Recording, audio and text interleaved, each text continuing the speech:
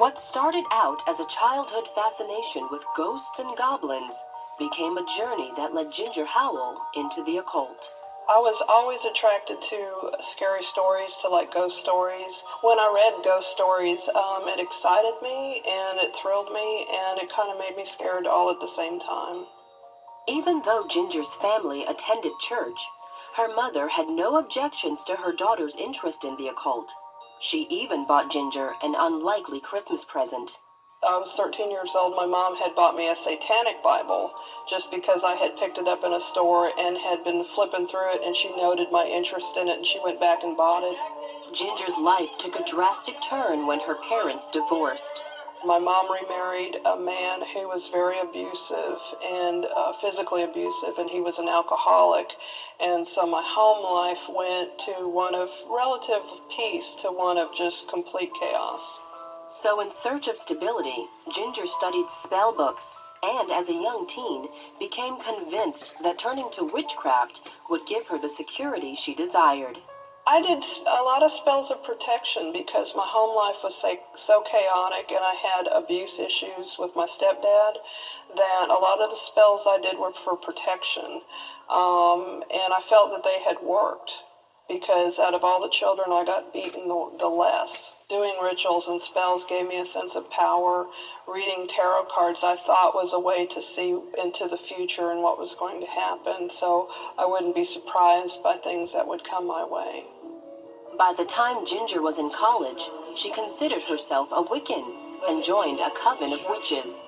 We thought that we were just pagans, that we were worshiping nature as witches. We didn't feel like we were evil or wrong. And in fact, most witches don't believe in Satan. They believe that there's a goddess, and it's almost like goddess worship.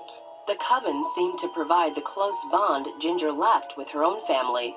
It gave me a sense of belonging and people that were also like-minded, and it gave me a sense of, I think, security because I felt like I could deal with my problems that way, that any problem that we were having, we could deal with it by making a ritual. Ginger and the other members of her coven cast spells. Some, they claimed, healed people. Other spells were for protection. But every once in a while, even the witches were frightened. We actually saw beings manifest in the room that we were in, and they were very tall, probably 6.5, 7 foot tall, and they were dressed in robes, and they stood behind those points on the circle that we had drawn, and we didn't talk about it during the ritual, but then after it was done, we said, "Did you guys see that?" And we all had seen the same beings. These supernatural manifestations scared Ginger, to a point.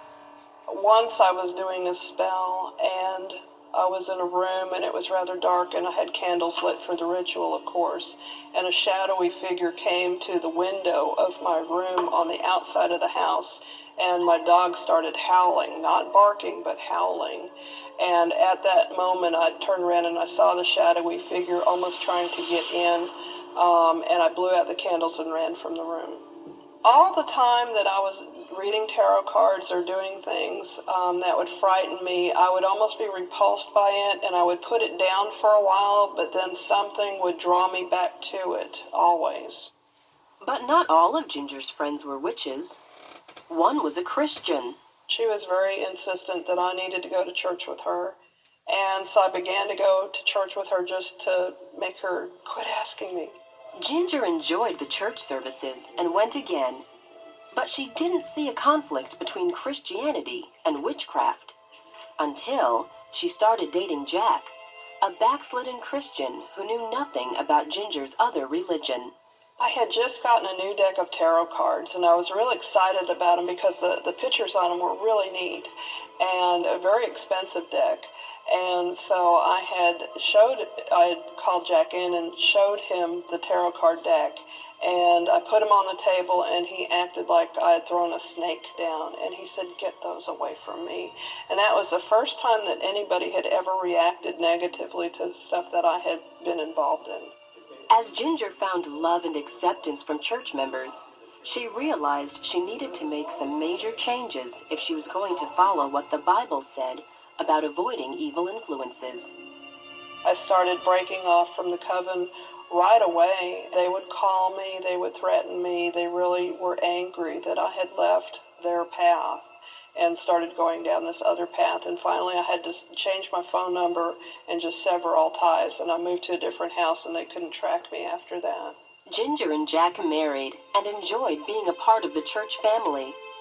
But Ginger still didn't understand what a relationship with God was all about. When I was pregnant with my first child, I began to wonder what to teach him, because at that time I was no longer in the coven. I had not been doing witchcraft or any occult things, and I was wondering what would I teach my child. Ginger found the answer to her question late one night. She was watching television while nursing her son. I landed on the 700 Club program because a Satanist was giving his testimony, and he was talking about how he was a satanic high priest and how he wanted to come and talk to a pastor about having a relationship with Christ. I thought if the Lord could accept him being a Satanist, then he can accept me for all that I had done and forgive me. And so that's when I said the sinner's prayer at 2 o'clock in the morning watching TV. I became a Christian. Ginger put her tarot cards, incense, robes, and spell books in the trash. So the next day when I took the bag out to the curb and the garbage men took it away, I felt like a whole burden had been lifted from me. I felt much lighter after all that stuff was gone. Ginger steadily grew in her faith. Before I became a Christian, I had a lot of doubt. I had a lot of anxiety. I never had peace in my home life or as a child or when I was involved in the occult. But since becoming a Christian, I have moments of just pure peace that you just can't put any price on. Jesus is Lord of my life, and he is alive, he is real, and I just get such a sense of security from him knowing that he's there and he is in control of all things.